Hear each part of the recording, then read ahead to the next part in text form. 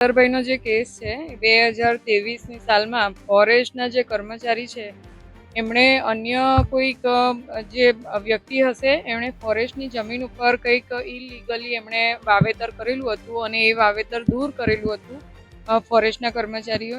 એના અનુસંધાનમાં આ જે ચૈતરભાઈ વસાવા છે એમણે આ જે ફોરેસ્ટના કર્મચારી છે એમને એમના ઘરે બોલાવી અને એમને જે છે ધાક ધમકી આપેલી. એને જે પિસ્તોલ કે જે બંદૂક હતી એનાથી એમણે હવામાં ગોળીબાર કર્યું હતું અને ધોલ ધપાટ કરી હશે અને એ ધોલ ધપાટ કરી હતી અને આવો એક બનાવ હતો. અને પછી બીજે દિવસે એનો જે પીએસ છે એ પીએસ જે છે એમણે એને અન્ય જે ઈસમો છે એમણે 30,000ની 60,000ની બે ઈસમોને આપવા માટેની ખંડણી માંગેલી હતી.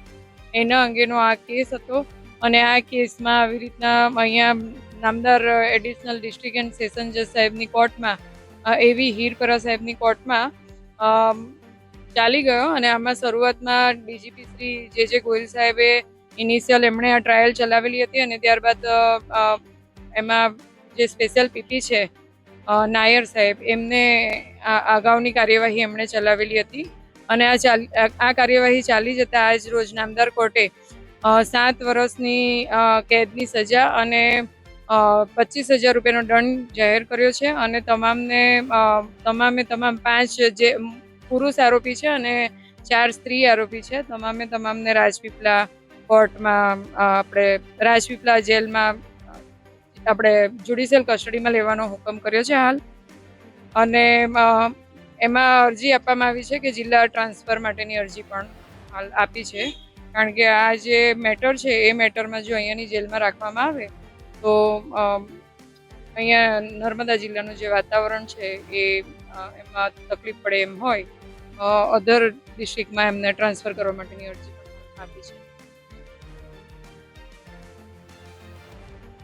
એમાં જરૂરિયાત જે ગવર્મેન્ટ સાક્ષીઓ હતા એ તમામ સાક્ષીઓને તપાસેલા હતા અને આ કેસમાં જે ફરિયાદી જે છે એમની પાસે એમણે ત્યાં યાહામોગી જે એ હતું આપણે ઓલું એટીએમ ત્યાંથી એમણે પૈસા ઉપાડવાનો પ્રયત્ન કર્યો હતો પણ એમનાથી પૈસા નીકળેલા નહીં. એટલે ત્યાંનું જે સ્લીપ હતી એ ત્યાંથી એવો ગયા, ત્યાં એમના જે ઉપરી અધિકારી હતા એમને ફોન કર્યો કે મારી પાસે પૈસા નથી અને આ લોકો આવી રીતના પૈસા માંગે છે. એટલે એમના ઉપરી અધિકારી ઓનલાઈન 30,000 રૂપિયા નાખેલા હતા. એ 30,000 રૂપિયા અને પછી આ જે રૂપિયા જે છે તે જેમની ખેતીની જમીન હતી એમને ત્યાંથી મળી આવેલા. એટલે જેમની જે ફોરેસ્ટની જમીનમાં જેમણે ઇલીગલી વાવેતર કરેલું હતું એમને ત્યાંથી મળી આવ્યા. એટલે એ બધું આખા પુરાવા બધા ફિટ હતા અને એ ફિટ પુરાવાઓના આધારે આજ રોજ આ સજા જાહેર કરી છે નામદાર કોર્ટે.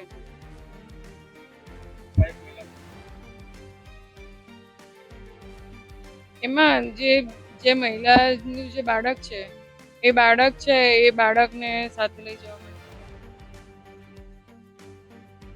કેટલા દસ્તાવેજી પુરાવા? ઓકે, મેં કીધું એ જ દસ્તાવેજી પુરાવાઓ હતા. બધું ચેઇન આખી કમ્પ્લીટ થતી હતી કે ક્યાંથી પૈસા મળ્યા, શું થયું વાત.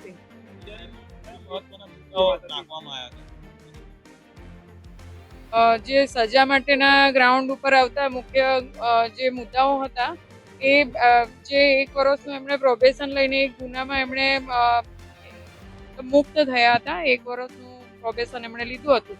પ્રોબેશન પિરિયડ પત્યો અને તરતથી ફરી પાછા ઘણા ગુનાઓ એમની સામે નોંધાયેલા છે. એટલે આ બધા ગ્રાઉન્ડને નામદાર કોર્ટે ધ્યાને લીધા છે. હા, પૂરતા પુરાવા હોય નામદાર કોર્ટે ચેઇન આખી કમ્પ્લીટ થાય છે, પુરાવા પૂરતા છે બરાબર, તો આવી રીતના એ પૂરતા પુરાવાને ધ્યાનમાં લઈને આ સજાનું ગ્રાઉન્ડ. બંદૂક નથી મળી આવી.